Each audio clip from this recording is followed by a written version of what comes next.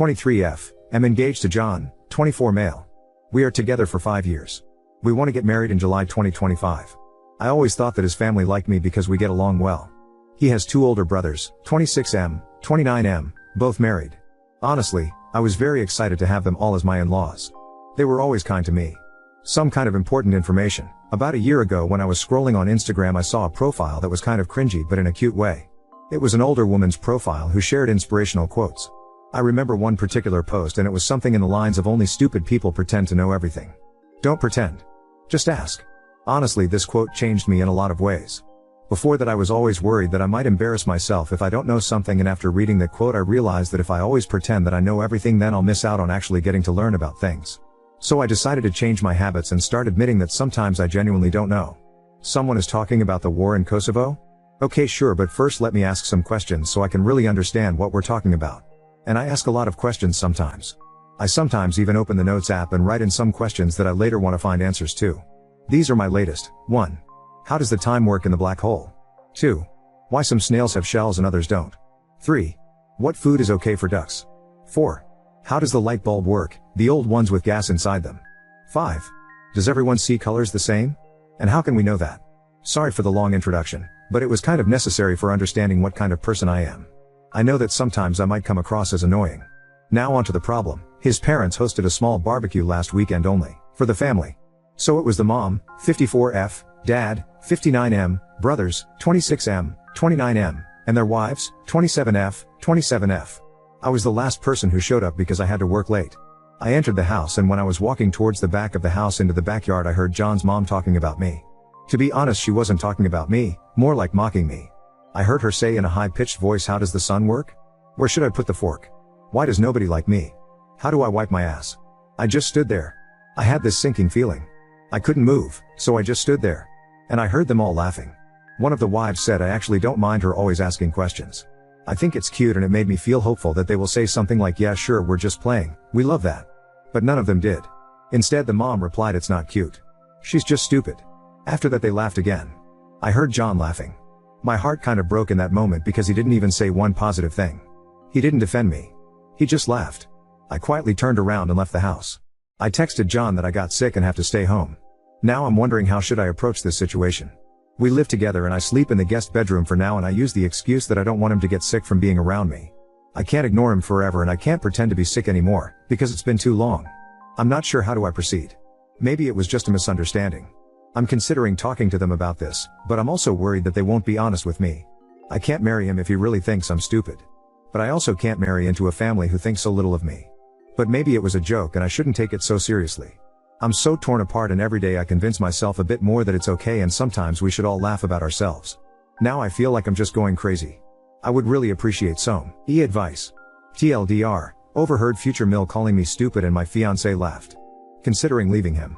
I'm wondering if it might be just a joke and maybe a misunderstanding. Need advice on how to navigate the situation. Edit, there are many comments saying that they cannot stand people like me. I agree that sometimes I can be a bit too much with the questions, but with that being said I still think I'm within reason. I don't do it around people I just met, I rarely do it at parties or other gatherings. I usually do it with people who are close to me, who I think wouldn't judge me, or with people who specifically have knowledge about something and are willing to share it. If I'm a part of a conversation, I'm not rude and I'm not interrupting. I usually just ask 1 or 2 questions. If a discussion is about the climate change, I'm not asking about monkeys, if you know what I'm saying. I'm also not a complete dumbass. I don't ask questions which generally would be considered dumb to other people. Update 1. For the other people who said I should just shut up, I don't really care if you find me annoying or hard to be around. I'm okay with that. I don't exist to please everyone. I'm just here for a good time, have my own interests and learn. I didn't expect my post to gain so much attention, but I'm so grateful for the advice. Most of you told me to break up with him and at the very least confront him, so that's what I decided to do. You gave me a push and confidence to do it. But before I did that, I texted the wife of John's brother, the one who said she liked me asking questions. I asked if we can meet up for coffee. She said sure. We met and I didn't see the point in pretending to her that I didn't hear their conversation. So after some small talk I just said, "I heard you all talking about me during the barbecue." She immediately got sad and said she feels embarrassed. She explained that it wasn't a joke, wasn't out of context, that it was just mean and hurtful. She's sorry for not defending me more, but I said that it's okay and I understand. I told her that I don't blame her for anything, and just wanted to make sure that I understand the situation and see it for what it really was. And it really was laughing about me behind my back.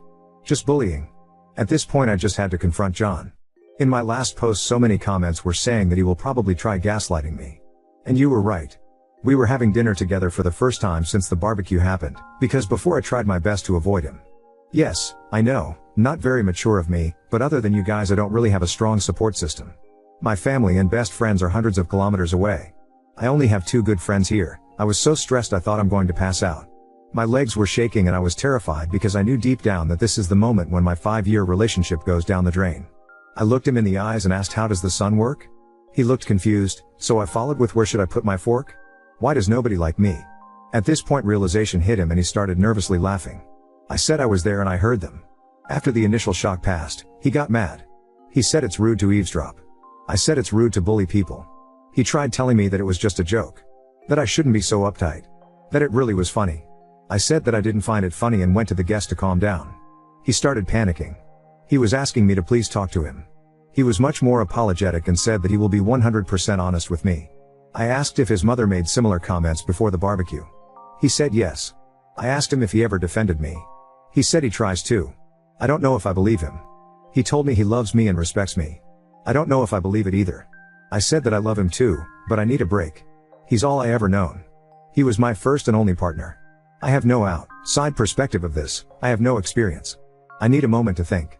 I will be going to my friend's house for a while to think everything through. The apartment has his name on the lease anyway. After I gathered some of my things and left, he kept texting me non-stop. He tried calling but I didn't respond. I was very hurt because he tried to belittle my feelings and only later when he realized that I might break up with him, started apologizing. The next day I decided to give him another chance to explain himself and I came back to the apartment. He seemed very sad and tired. He said that he told his mother that I overheard them. I said I don't care. It's his time to step up and show me that he cares. I'm not interested in an apology from his mother. I'm already done with her. I can't put up with this behavior and mocking me like we're in primary school. I saw a comment saying that probably her ego is hurting. I think it's true. She never got the chance or never had desire to have an education. She is a very good homemaker, but outside of that she doesn't have many interests of her own. If I'm asking her about making tomato soup, she will be talking for 30 minutes lecturing me about adding enough sugar, but not too much. She will lecture anyone who is willing to listen. But anytime someone is talking about something she's not familiar with, she gets defensive and try to imply that nobody cares about that, and if it's not relevant to her, it shouldn't be discussed. Once again he tried telling me that I should relax because it was only a joke, and at this point I had enough. I took off my ring and told him that his behavior is a joke and I can't be the punchline.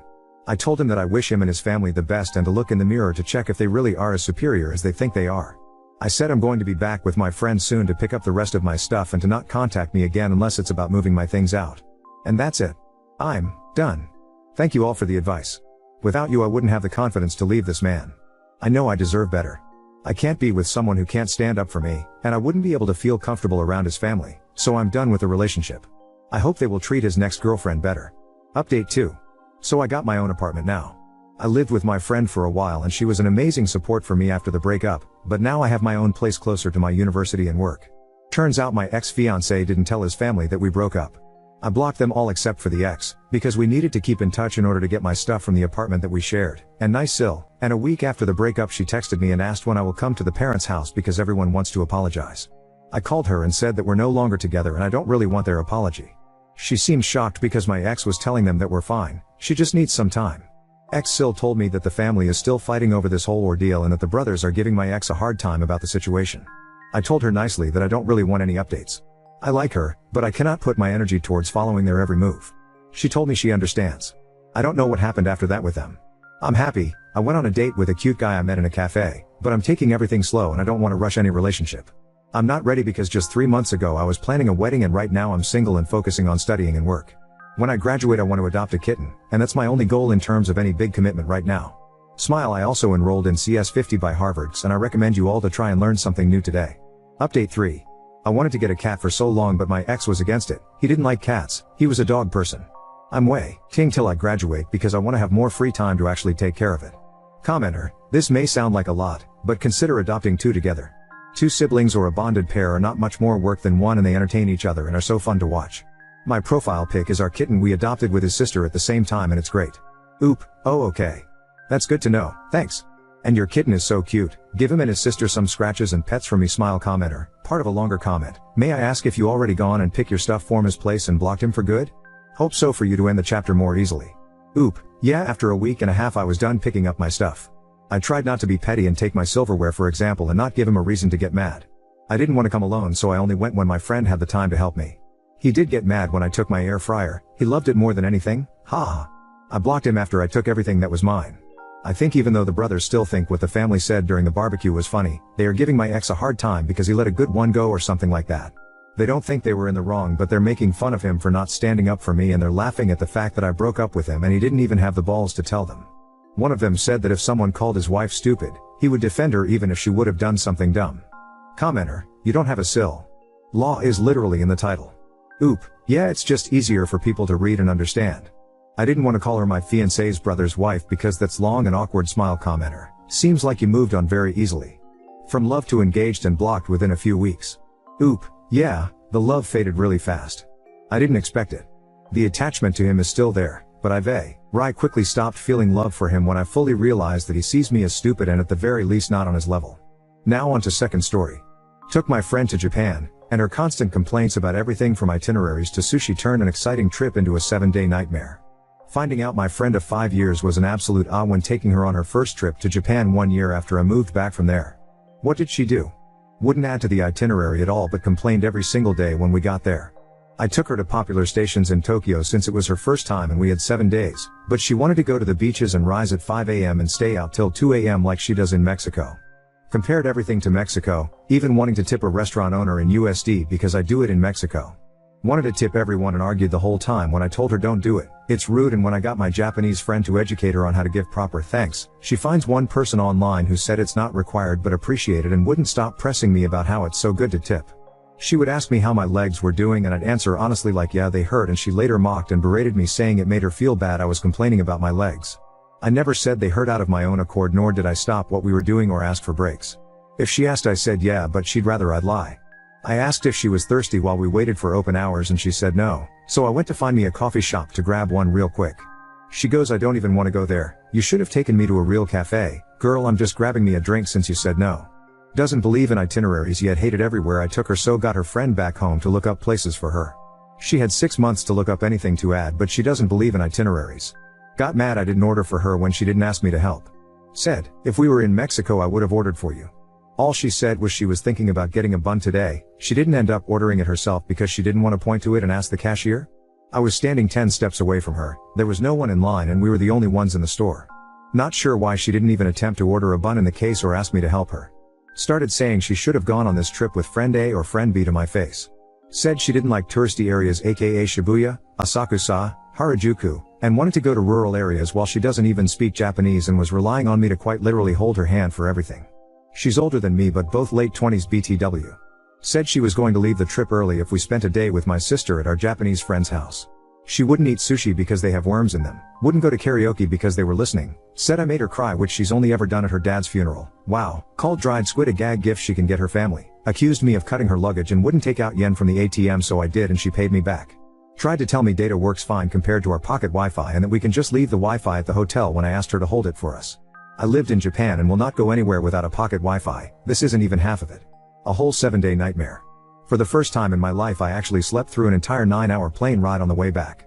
ETA, I totally forgot some of the more effed up things like asking do you have an eating disorder? Or telling me she was going to smack my hand because I had it near my nose as I was choking on so much secondhand smoke my throat was getting raspy. And trying to convince me it was my fault that I was getting inappropriate stuff happening to me, Man chased me down the streets of Ikebukuro wanting to go to a hotel but it's my fault, because I was standing alone at the station, update 1. That made me really happy. I actually had 2 friendships that ended over that trip and overall I felt really taken advantage of and underappreciated. Thank you all for helping sort some of those feelings by sharing your thoughts. Of course this was a huge lesson learned and I'll do my best to move forward with more caution and maturity. A little more context to what I went through. Got mad I told her no, I don't need her to hold my bag. Got mad I told her I didn't want to walk 1 hour to our destination because she chose the route with 1 train with a 40 minutes walk. I chose one with 3 transfers and a 10 minutes walk. I said I put my compressions in my check-in on accident and she replies well I'm smart and packed mine in my backpack. Told me she couldn't help with adding to the itinerary or join study sessions because she had family issues she didn't want to tell me about and didn't understand how that doesn't give her a pass to complain the whole time. She would agree to leave an area but then make snarky comments about how she liked the previous area more. Told me sarcastically I'm always right when I tried to tell her she was reading a Japanese person's response wrong. As if I didn't know the concept of Tate me and Hone lol. Blew up at me for being on my phone at dinner. I was navigating the whole time and we shared a hotel/bed. The only time I got to check in with my fam is when we sat down to eat. Kept saying her family, who was tracking her, was asking why we're at a laundromat or why we're at a mall and not outside. Would compare me to friend A like oh she would have understood my joke. Used my other friend problem I was having against me, saying she understands why my friend did what she did. Yapped about how she hates Selena Gomez for writing a song about her ex, and when I told her nearly every singer/songwriter does, she told me to list names, and so I listed people and she said no, but name all. Singers though. Heard my fave group XG play in Shibuya and when I got excited she goes you, only because they're a girl group. Acted like me making an itinerary meant that we couldn't walk into random shops along the way. Anytime we went somewhere spontaneously or didn't make a reservation she would be like, see? This is how I travel. I just go with the flow because I do better under pressure. Anyways, so some people had mentioned how I didn't see any of this behavior prior to going on the trip, and I'll best honest and say there were red flags in our relationship which I saw, and I actually did distance myself from her, but after I moved to Japan and came back, I was in this weird position and really wanted to reconnect with my old friends and establish a support system again. So I decided to start fresh with her, which was obviously a mistake, and I got what I deserved. She started changing during the pandemic, in which her and friend A got really close as we were barely talking at the time. I talked to a mutual friend of ours recently and we both suspect that friend A had a part in fueling her toxic behavior. We always knew her as a sort of mama bear that took care of everyone and is super well-mannered and self-righteous. Everyone likes her and looks up to her, but as one commenter pointed out, these good qualities are actually a disguise. She needs to be in control, and once she was out of her element and not in control, she completely lost her cool and was actually very verbally abusive. Which brings me to the next answer to everyone's question: she is pursing to be a detective or police officer. It's more fitting rather than ironic. She appears disciplined, morally superior and dominant, but she's simply judgmental and controlling, and it's scary to think someone like her will have more power and influence. The next thing I want to address is people asking why did she even want to go to Japan. I kind of think it's simple. I invited her and said I know of good places and can take us around. I think a lot of people in my life want me to take them to Japan because it's easier to go with someone who knows how to travel there. She wasn't someone who ever dreamed of going to Japan, but the opportunity came up and she took it.